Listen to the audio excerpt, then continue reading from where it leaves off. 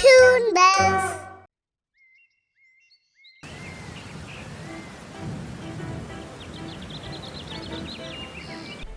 చూడండి, ఈ బిచ్చగత్తి భోలీ కూడా మన పక్కనే ఇల్లు కట్టుకుని ఉంటుందట. మన అందమైన ఇళ్ల మధ్యలో ఈ బోలి బిచ్చగత్తి ఇల్లుంటే మన ఏరియా అందమే పాడైపోతుంది. ఏం జరిగినా సరే దీని ఇల్లు మాత్రం ఇక్కడ కట్టనివ్వకూడదు. అది ఒక భయంకరమైన తుఫాను రాత్రి. అడవిలోని పక్షులన్నీ భయంతో తమ గూళ్లలో దాక్కుని ఆ వాన ఎప్పుడు తగ్గుతుందా అని దేవుణ్ణి ప్రార్థిస్తున్నాయి. ఈ తుఫాను మధ్య ఒక పక్షి కుటుంబం మిగతా పక్షుల కంటే చాలా ఎక్కువగా భయపడుతోంది. లాడో, ఎలాగైనా సరే ఈ రాత్రి గడిస్తే చాలు. రేపు మన కుటుంబం కోసం ఒక సురక్షితమైన ఇల్లు వెతుకుతాను. నేను కూడా భగవంతుణ్ణి అదే కోరుకుంటున్నానండి. మన బుజ్జి భోలీ ఇవాళే గుడ్డులోంచి బయటికి వచ్చింది. దాని గురించే నా భయం. గాలికి గూడు ఊగిపోతోంది. ఎక్కడ కింద పడిపోతుందో అని భయంగా ఉందండి. లాడో పిట్ట భయం నిజమైంది. కాసేపటికే వీచిన బలమైన గాలికి లాడో గూడు చెట్టుపైనుంచి కింద పడిపోయింది. లాడో తన భర్త కలిసి ఎలాగోలా తమ బిడ్డ భోలీని కాపాడారు. కాని పైనుంచి పడటం వల్ల ఆ ఇద్దరూ అక్కడికక్కడే ప్రాణాలు విడిచారు. తన కళ్ల ముందే తల్లిదండ్రులు చనిపోవడం చూసి చిన్నారి భోలీ తల్లడిల్లిపోతూ ఏడవసాగింది. భోలీ ఏడుపు విని కాలు కాకి బయటకు వచ్చి ఆమెను ఓదార్చి తన గూటికి తీసుకెళ్ళింది. భోలీ కన్నా, నువ్వు ఇంకా చాలా చిన్నదానివి. వర్షం తగ్గే వరకు నా గూట్లోనే ఉండు. ఆ తర్వాత నీ ఏర్పాట్లు నువ్వు చూసుకో. కాలు కాకి చాలా మంచి పక్షి. అనాథగా మారిన భోలీని తన సొంత బిడ్డలా చూసుకోవడం మొదలుపెట్టింది. కొన్ని నెలల్లోనే భోలీ ఎగరడం, తన కోసం ఆహారం తెచ్చుకోవడం నేర్చుకుంది. ఆమె కాలు కాకికి భారం అవ్వకూడదని ప్రతిరోజూ ఉదయమే ఆహారం కోసం బయలుదేరి వెళ్లేది. తన కోసం ఆహారం మరియు నీరు సమకూర్చుకునేది. చూస్తుండగానే ఏడాది గడిచిపోయింది. మళ్లీ వర్షాకాలం మొదలైంది. భోలీ ఇప్పుడు ఒంటరిగా ఉండటం నేర్చుకుంది. కాని ఈ మొదటి వానను చూసి ఆమెకు చాలా భయం వేస్తోంది. ఒకరోజు అడవిలో జోరుగా వాన పడుతోంది. భోలీ పిట్ట ఒక చెట్టు ఆకుల చాటున దాక్కుని ఉంది. అప్పుడే కాలు కాకి అటుగా వెళ్లుతూ, ఏ బోలీ, ఈ ఆకుల్లో ఎంతసేపు దాక్కొని ఉంటావు? వెళ్ళు, నీకోసం ఒక చిన్న ఇల్లు కట్టుకో. కాకా, నేను ఇల్లు ఎలా కట్టగలను? మా అమ్మా నాన్నల గూడు తుఫాన్లో పడిపోయింది చూడు. ఇప్పుడు నాకు ఎవరూ లేరు కదా. చూడు బోలీ, పెద్దది కాకపోయినా చిన్నదైనా కట్టుకో. ఎన్నాళ్ళుంటావు? వానలో తడిస్తే నీకు జబ్బు చేస్తుంది. అవును కాకా, నాకు చాలా చలిగా ఉంది. ఈ ఉరుముల శబ్దానికి నా ప్రాణం పోతోంది. మీరు చెప్పిందే నిజం. మీరు చెప్పిన మాట నేను వినలేదు. నా కోసం నేను ఇల్లు కట్టుకోవాలి. మరుసటి రోజు నుంచే భోలీ పుల్లలు తెచ్చి తన గూడు కట్టుకోవటం మొదలుపెట్టింది. అది చూసి పింకీ నెమలి, మిట్టూ చిలుక అసూయపడ్డారు. చూడండి, ఈ బిచ్చగత్తి భోలీ కూడా మన పక్కనే ఇల్లు కట్టుకుని ఉంటుందట. మన అందమైన ఇళ్ల మధ్యలో ఈ బోలి బిచ్చగత్తి ఇల్లుంటే మన ఏరియా అందమే పాడైపోతుంది. ఏం జరిగినా సరే దీని ఇల్లు మాత్రం ఇక్కడ కట్టనివ్వకూడదు. పక్షులన్నీ కలిసి ఒక ప్లాన్ వేశాయి. హాయ్ రబ్బా, ఎంత బావుందో! ఇవాళ కడుపు నిండా మామిడి పళ్ళు తిన్నాను. గౌరీపిట్ట ఇవాళ అడవిలో అందరికీ ఉచితంగా విందు ఇస్తోందట. నీకు తెలుసా? పింకీ మాటలు విన్న భోలీ తను చెప్పేది నిజము అనుకుని మామిడి పండ్లు తినడానికి గౌరీపిట్ట తోటవైపు వెళ్ళింది. మిట్టు, త్వరగా రా. తను వచ్చేలోపు ఆ గూడును కిందపడి నా మాట విను. మిట్టు భోలీ గూడును కింద పడేసి తన ఇంటికి వెళ్ళిపోతాడు. ఇటుపక్క విందు అనుకుని గౌరీ తోటకి వెళ్లిన భోలీ మామిడి పండు తింటుంది. కాని గౌరీ పిట్ట అది చూసి అరవడం మొదలెడుతుంది. అమ్మో, ఇది ఎంత తెలివైందో చూడండి.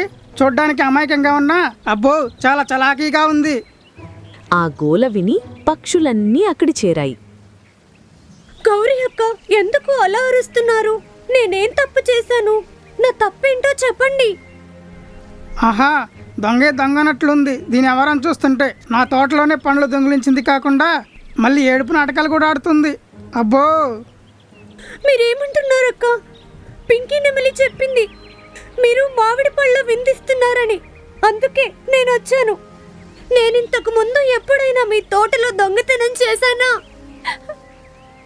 హాయ్ రబ్బా, దొంగతనం చేయడమే కాకుండా నా మీద నిందలు వేస్తోంది. మామిడి పళ్ళు తింటూ దొరికిపోయింది, మళ్ళీ నన్నే అంటోంది.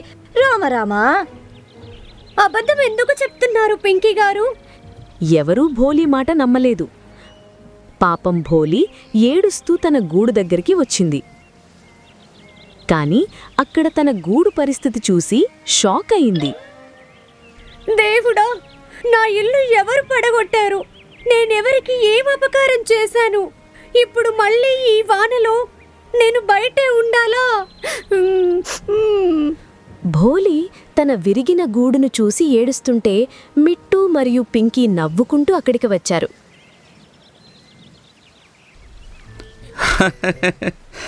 పేరు బోలీ కాదు, అమాయకురాలు అని ఉండాలి. మనం వేసిన ప్లాన్ దీనికి తెలియక పాపం మన ప్లాన్లో ఎంత ఈజీగా చిక్కుకుందో చూడు.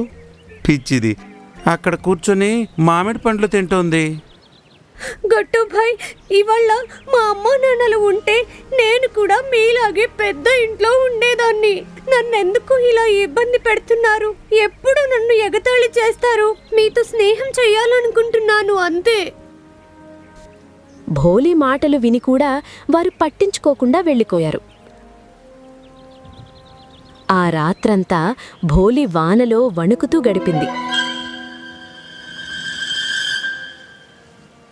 ఒకరోజు భోలీ ఆహారం కోసం వెళుతుండగా మట్టి పాత్రలు చేసే వ్యక్తి ఆమెకు కనిపించాడు. ఎంత అందమైన మట్టి పాత్రలు! వీళ్ళు మట్టితో పాత్రలు చేయగలిగినప్పుడు నేను మట్టితో ఇల్లెందుకు కట్టలేను? నాకు ఒక మట్టి ఇల్లు ఉంటే ఎంత బాగుంటుందో. నా ఇల్లు అందంగా ఉంటే వాళ్ళు ఎప్పటికైనా నాతో స్నేహం చేస్తారేమో. భోలీ తన నోటితో మట్టిని తెచ్చి చెట్టు దగ్గర పోగు చేసింది. మట్టయితే తెచ్చాను కానీ ఆ పక్షులు మళ్ళీ నా ఇంటిని పడగొడతారేమో అని భయంగా ఉంది. ఏం చేయాలో అర్థం కావట్లేదు. అప్పుడే కాలు కాకి అక్కడికి వచ్చింది. బోలీ, ఏంటి ఆలోచనలో మునిగిపోయావు? నువ్వింకా ఇల్లు కట్టుకోలేదా ఇప్పటిదాకా? ఏం చెప్పను కాక, నేను పుల్లలు ఏరి కట్టుకున్న గూడును వాళ్ళు పడగొట్టారు. వాళ్ళు నాతో చాలా చెడ్డగా ప్రవర్తిస్తున్నారు కాక. నన్ను మోసం చేసి నా ఇల్లు పడగొట్టారు. భోలీ వెక్కి వెక్కి ఏడుస్తుంది. కాక, నేను చాలా కష్టపడి అడివంతా తిరిగి ఈ బంకమట్టి తెచ్చాను. దీనితో ఇల్లు కట్టాలనుంది, కానీ వాళ్ళు మళ్ళీ పడగొడతారేమో అని భయం వేస్తోంది. నువ్వు బాధపడకు. ఈసారి నీ కాక నీకు తోడుగా ఇక్కడే ఉంటాడు. నువ్వింకా ఇల్లు కట్టుకో. నీ ఇంటిని ఎవరు పడగొడతారో నేను చూస్తాను. నువ్వేం బాధపడకు. నేనిక్కడే కాపలా ఉంటాను. ఈసారి నిన్నెవరైనా ఏడిపిస్తే వారి సంగతి చెప్తాను. కాలు కాకి చెప్పిన మాటలతో ధైర్యం తెచ్చుకుని భోలీ రాత్రింబవళ్ళు కష్టపడి ఒక అందమైన మట్టి ఇల్లు కట్టుకుంది. చూడండి, ఇది మళ్ళీ ఇల్లు కట్టుకుంది. ఇది వినే రకం కాదు. దీనికి తగిన బుద్ధి చెప్పాలి. ఇల్లు కట్టిన అలసటతో భోలీ నీళ్లు తాగడానికి చెరువు దగ్గరికి వెళ్ళింది. పదండి, ఇదే మంచి సమయం. పడగొట్టేద్దాం దీని మట్టి ఇంటిని. మన ఏరియాలో ఇల్లు కట్టడానికి వచ్చింది మహారాణిలాగా. అప్పుడే పింకీ మిట్టు వచ్చి బోలీ ఇంటిని చుట్టుముట్టారు.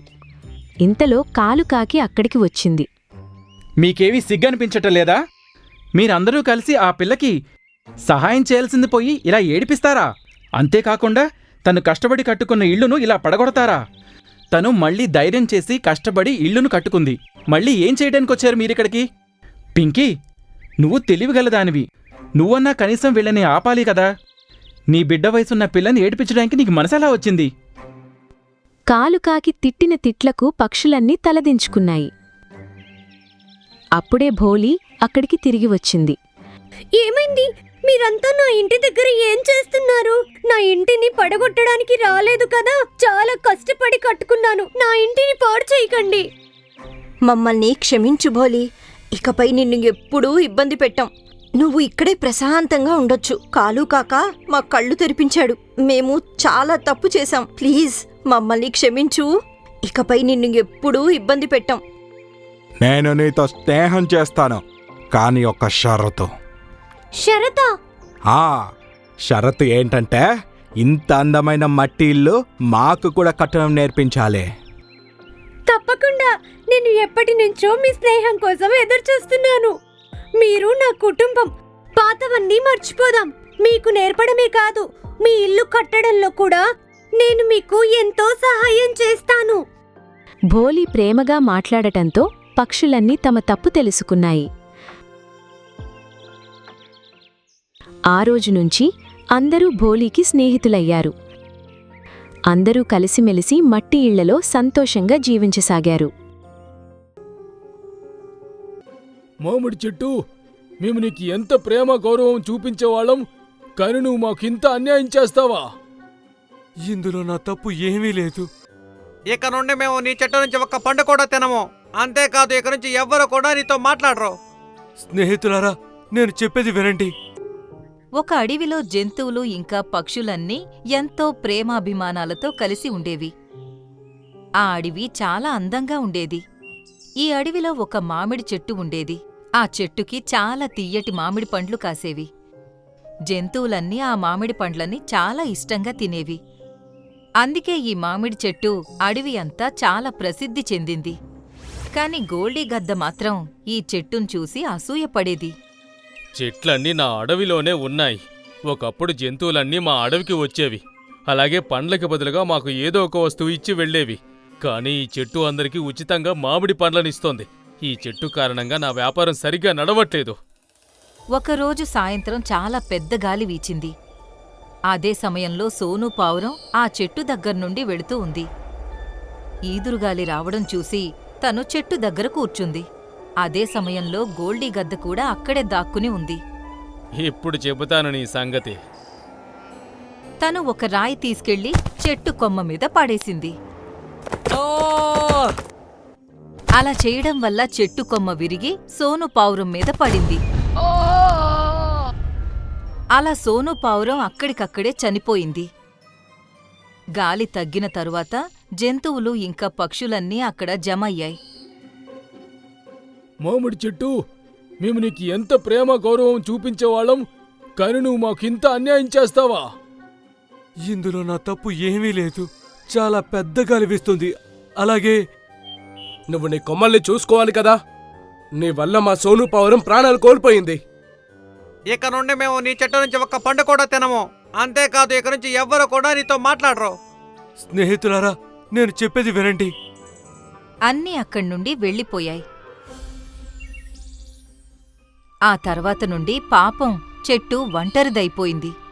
అప్పట్నుండి పొద్దున సాయంత్రం ఏడుస్తూ గడిపేది. ఈ అడవిలో మీను పిచ్చుక కూడా ఉండేది. తనతో పాటు తన 3 పిల్లలు ఉండేవి. పిల్లలు, మీరు ఎక్కడికి వెళ్ళకండి. నేను మీ అందరి కోసం ఆహారం తీసుకురావడానికి వెళ్తున్నాను. నేను మళ్ళీ తిరిగి రావడానికి సాయంత్రం అయిపోతుంది. అమ్మా, మిగతా పక్షులన్నీ 1 గంటలో పండ్లు తీసుకొని వస్తాయి. కానీ మీరు మా కోసం ఏదైనా పండ్లు తీసుకురావడానికి అంత సమయం ఎందుకు పడుతుంది? పిల్లలు, మన అడవిలో మామిడి పండ్లు తప్ప ఇంకా ఏ పండ్ల చెట్లు లేవు. కానీ ఇప్పుడు మనం దాని నుండి పండ్లు తీసుకోలేము. అడవిలో ఉన్న మిగతా పక్షులు ఇంకా జంతువులు గోల్డీ గద్ద తోట నుండి పండ్లు కొనుక్కొని తెచ్చుకుంటారు. కానీ నా దగ్గర తనకివ్వడానికి ఏమీ లేదు. అందుకే నేను వేరే అడవి నుండి మీ అందరి కోసం పండ్లు తీసుకొస్తాను. అందుకే నాకు చాలా సమయం పడుతుంది. అలాగే అమ్మా, త్వరగా వచ్చేయ్. మీను పిచ్చుక అక్కడ్నుండి వెళ్లి చాలా సమయం అయింది. పిల్లలు తన కోసం ఎదురు చూస్తున్నాయి. కాని తను తిరిగి రాకముందే వాతావరణంలో మార్పు వచ్చింది. పెద్ద వర్షం పడడం మొదలైంది. అరే, ఏంటి ఇలా జరిగింది? అమ్మ ఇంకా తిరిగి రాలేదు. దేవుడా, నువ్వే మా అమ్మని కాపాడు. ఇంతలోనే అక్కడికి గోల్డీ వచ్చింది. మీను పిచ్చుక, అరే ఎక్కడ ఉంది ఈ మీను పిచ్చుక? గోల్డీని చూసి పిల్లలు భయపడిపోయాయి. చుట్టుపక్కల ఉన్న పక్షులన్నీ అక్కడ జమయ్యాయి. ఏమైంది గోల్డీ గ్రద్ద? ఎందుకు పిల్లల మీద కోపడుతున్నావు? ఇంతలోనే మీను పిచ్చుక అక్కడికి వచ్చింది. తన నోటిలో ఒక యాపిల్ ఉంది. భయపడకండి పిల్లలు, నేనొచ్చేశాను. అప్పుడే తను మిగతా పక్షుల్ని చూసింది. గోల్డీ గద్దా, నువ్విక్కడేం చేస్తున్నావు? అలాగే మీ అందరూ ఇలా మా ఇంటి దగ్గర ఎందుకు జమయ్యారు? చూస్తున్నారా మీరు? తన దొంగతనం బయటపడిందని ఎంత అమాయకంగా నటిస్తోందో. తను రోజు నా తోటలో నుండి పండ్లు దొంగతనం చేసి తీసుకొచ్చి తన పిల్లలకు పెడుతోంది. అరే, నేనెప్పుడూ అలా చేయలేదు. నేను ఎంతో కష్టపడి వేరే అడవికి వెళ్ళి నా పిల్లల కోసం పండ్లు తీసుకొని వచ్చాను. మీను, నువ్వు తప్పు చేసావు. నువ్వు గోల్డీ గ్రద్ద తోట నుంచే ఈ పండును దొంగతనంగా తీసుకొచ్చి నీ పిల్లలకు పెడతావా? అవునా? తన దగ్గర నాకు ఇవ్వడానికి ఏమీ లేవు కాబట్టే తను ఇదంతా చెబుతోంది. పైగా ఎక్కడో దూరం అడవి నుండి పండ్లు తెచ్చినట్లు నటిస్తోంది. చాలాసేపు వాదన జరిగింది కాని మీను తప్పు చేయలేదని నిరూపించుకోలేకపోయింది. మీను, ఇది మన అడవికి ఎంత మాత్రం మంచిది కాదు. నువ్వు వెంటనే గోల్డీ గ్రద్ద పండ్లకి ఖరీదు చెల్లించు. నేను తనకి ఏమి ఇవ్వగలను? నా దగ్గర తనకివ్వడానికి ఏమీ లేదు. నీ దగ్గర ఏం లేకపోతే ఏమైంది? ఈ ఇల్లు అయితే ఉంది కదా. ఇన్ని రోజుల నుండి నువ్వు పండ్లు దొంగతనం చేస్తున్నావు. ఆ మాత్రం ఖరీదు కట్టక తప్పదు. ఈ ఇల్లు నాకు రాసివ్వాల్సిందే. అలా అనకండి. ఒకవేళ నేను ఈ ఇల్లు మీకు ఇచ్చేస్తే నేను నా పిల్లలు ఎక్కడుండాలి? అయినా కూడా ఎంత పెద్ద వర్షం పడుతుంది. మీను, నువ్వు ఈ ఇల్లును వదిలేసి వెళ్ళక తప్పదు. లేదంటే గోల్డీ గ్రద్దకి అన్యాయం జరుగుతుంది. పక్షులన్నీ కలిసి తనని తన గూటి నుండి బయటకు పంపించేశాయి. గోల్డీకి చాలా సంతోషం కలిగింది. పదండి పిల్లలు, వర్షం పెరుగుతుంది. మనం ఉండడానికి ఏదో ఒక చోటు వెతుక్కోవాలి. వర్షం చాలా ఎక్కువగా పడుతుంది. పాపం మీను తన ముగ్గురు పిల్లలతో కలిసి పూర్తి బలం ఉపయోగించి ఎగురుతుంది. తడిచిన రెక్కలతో ఎగరడం చాలా కష్టమవుతుంది. కాని తన మనసులో ఉన్న ఆలోచన తనకి ఎగిరే శక్తిని ఇస్తుంది. కాని పాపం పిల్లలు ఎంత దూరమని ఎగురుతాయి? అమ్మా, మేమెగరలేకపోతున్నాం. మీరు ఎంతో ధైర్యం కలిగిన నా బిడ్డలు అంత సులభంగా ఓడిపోలేరు. ఎగరడానికి ప్రయత్నించండి. పిల్లలు పూర్తి బలం ఉపయోగించాయి. కాని గాలి వాటిని వెనక్కి లాక్కుపోయింది. ఆ! పిల్లలు! పిల్లలు 3 వచ్చి మామిడి చెట్టు కింద పడ్డాయి. ఇక్కడ ఎక్కువగా గాలి లేదు. అంతేకాదు అక్కడ చుట్టుపక్కల నీళ్లు కూడా లేవు. మీను పిచ్చుక కూడా అక్కడికి చేరుకుంది.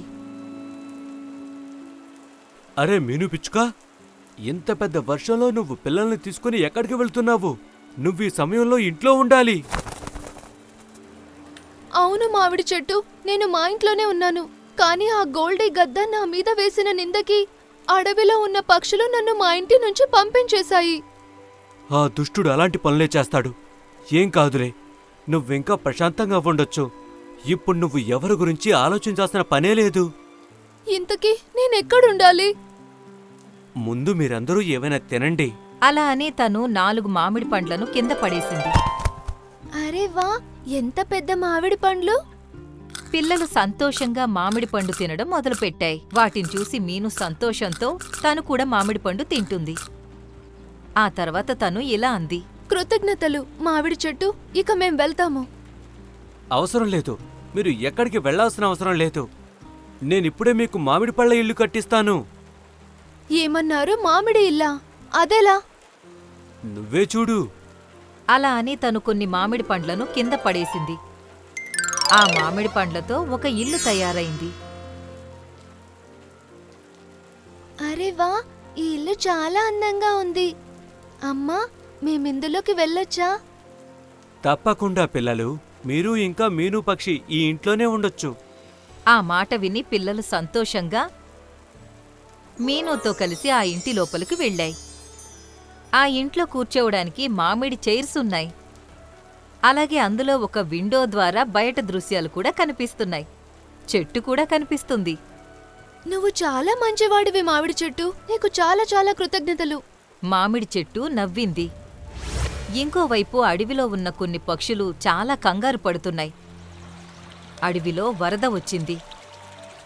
అన్నింటి ఇళ్ళు పడిపోయాయి. అవి అటూ ఇటూ పరుగులు తీస్తున్నాయి. అరే అక్కడ చూడండి, మామిడి చెట్టు చుట్టుపక్కల అసలు నీళ్ళే నిలబడలేదు. పదండి, అందరం దాని దగ్గరికి వెళదాం. పక్షులన్నీ ఇప్పుడు మామిడి చెట్టు దగ్గర జమ అయ్యాయి. ఎన్ని రోజుల తర్వాత మీ అందరినీ చూసి నాకు చాలా సంతోషంగా ఉంది. మేము ఎప్పటికీ నీ దగ్గరికి రావాలి అనుకోలేదు, కానీ వర్షం వల్లనే మా ఇళ్ళని పడిపోయాయి. కానీ నీ చెట్టు దగ్గర వర్షం నీళ్ళు అస్సలు లేవు. ఇది చూడటానికే చాలా వింతగా అనిపిస్తుంది నాకు. అప్పుడే వాటి దృష్టి మామిడి ఇల్లు పైన పడింది. కిటికీలో నుంచి మీను కూడా బయటికి చూస్తూ ఉంది. అరే, ఈ మీను పెచ్చుకు దగ్గర ఉండటానికి ఇల్లు ఎక్కడి నుంచి వచ్చింది? ఇది మామిడి పళ్ళ ఇల్లు కదా? కావాలంటే నేను కూడా మీకు ఇల్లు కట్టివ్వగలను మిత్రమా, కానీ దానికంటే ముందు మీ అందరికీ నేను ఒక విషయం చెప్పాలి. సోను పావురావుని నేను చంపలేదు. ఆ గోల్డీ గ్రద్దే నా కొమ్మని విరిచేశాడు. అదే మన సోను పావురం మీద పడింది. అలా చేసి తనేమో పారిపోయాడు. మీరందరేమో నన్ను తప్పుగా అనుకున్నారు, నన్ను దోషిగా నిర్ధారించారు. ఈ మాట విని పక్షులన్నీ ఆశ్చర్యపోయాయి. ఈ గోల్డీ గ్రద్ద ఇంత దుర్మార్గుడా? మాకసలు ఈ విషయం తెలియనే తెలీదు. మీరందరూ తడిచిపోయినట్టున్నారు, బాగా చలిగా కూడా ఉంటుంది. నేను మీ అందరికీ ఎటువంటి ఇల్లు కట్టిస్తానంటే అందులో మీరందరూ ప్రశాంతంగా ఉండొచ్చు. అలా అని మామిడి చెట్టు బోలెడు పండ్లను కింద పడేసింది. ఆ మామిడి పండ్లతో ఇంకో 4 ఇళ్ళు తయారయ్యాయి. అరే వా, ఈ ఇల్లు చాలా బాగుంది. కానీ అవి వాటంతటవే ఎలా తయారయ్యాయి? ఎప్పుడైతే మీరంతా నా దగ్గరికి రావటం, నా పండ్లను తినటం ఆపేశారో అప్పుడు నేను రోజంతా ఏడుస్తూ ఉండేవాణ్ణి. అప్పుడు ఒక దేవకన్య నా దగ్గరికి వచ్చింది. తను నా మామిడి పండ్లను తిని నన్ను ఆశీర్వదించింది. ఏ ఋతువు వచ్చినా సరే వాటి వల్ల నాకు ఎటువంటి నష్టం జరగదని వరమిచ్చింది. అలాగే నేను ఎప్పుడు కావాలంటే అప్పుడు నా మామిడి పండు సహాయంతో అడవిలో ఉన్న వాళ్ళకి ఎటువంటి సహాయమైనా చేయగలను అని. నువ్వు మమ్మల్ని క్షమించు, మేము చాలా పెద్ద తప్పు చేశాము. ఈ మాట విని చెట్టు చాలా సంతోషించింది. పక్షులన్నీ వాటి ఇళ్లలోకి వెళ్ళిపోయాయి. వాటన్నింటికీ ఇళ్ళు చాలా నచ్చాయి. అవన్నీ కిటికీలో నుండి బయట వర్షాన్ని చూస్తూ నిలబడ్డాయి. అప్పుడే గోల్డీ గద్ద అక్కడికి వచ్చింది. ఏంటిది, మీరందరూ ఈ మామిడి చెట్టు దగ్గర కూర్చున్నారు? తను ఒక హంతకుడని మీ అందరికీ తెలుసు కదా. మా అందరికి నీ తెలివితేటలు అర్థమయ్యాయి గోల్డీ గ్రద్దా. ఇక నువ్వు మా అడవి నుంచి వెళ్ళిపో. చిలుక మాట విని గోల్డీకి చాలా కోపం వచ్చింది. ఇంతలోనే తన మీద ఒక పిడుగు పడింది. దెబ్బకి తను నేల మీద పడిపోయింది. చెట్టుతో పాటు పక్షులన్నీ కూడా తనని చూసి గట్టిగా నవ్వడం మొదలుపెట్టాయి.